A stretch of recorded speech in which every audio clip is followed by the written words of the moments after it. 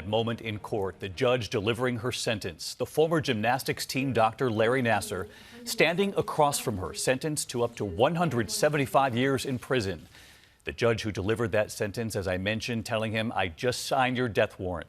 The judge also asking him, "Are you guilty?" And you'll hear what he then says. And the judge reading from a letter the former doctor wrote to gasps in the courtroom. ABC's Lindsay Davis leading us off from Lansing, Michigan tonight.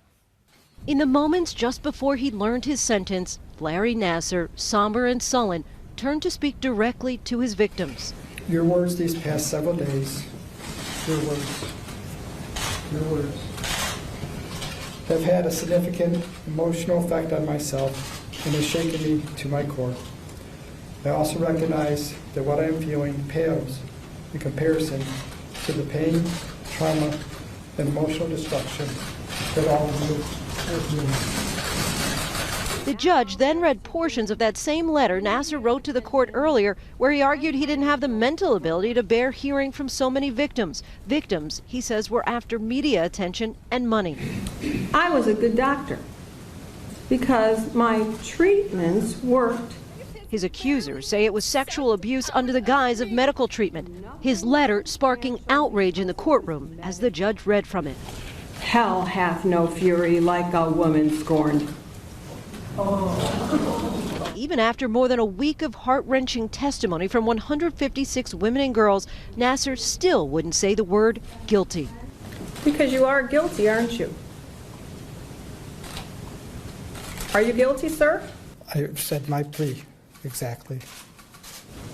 Sir, you do not deserve to walk outside of a prison ever again.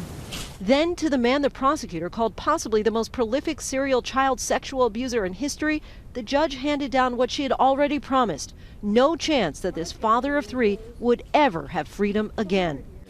Sir, I'm giving you 175 years, which is 2,100 months. I've just signed your death warrant. Applause as Nassar, the former USA Gymnastics team doctor, left the courtroom. What was your reaction? I was so happy because I know that he's never going to be going back out into the public. The end of an emotionally charged sentencing. Little girls don't stay little forever. They grow into strong women that return to destroy your world. The last to testify today, Rachel Denhollander, the first woman to file a police report about Nassar's sexual abuse that prompted so many others to come forward. You have fashioned for yourself a prison that is far, far worse than any I could ever put you in. And I pity you for that. A day that culminated with the resignation of the president of Michigan State University, Luana Simon. Extraordinarily powerful testimony, more than 150 young women testifying, and Lindsay joins us tonight from Lansing. And Lindsay, this case is really just the beginning. There are lawsuits and new investigations underway already. David, this is all far from over. More than 100 women are currently involved in civil lawsuits against both Michigan State University as well as USA Gymnastics. And the NCAA has just announced an investigation into MSU to find out just who knew what when. David. Lindsay Davis leading us off tonight.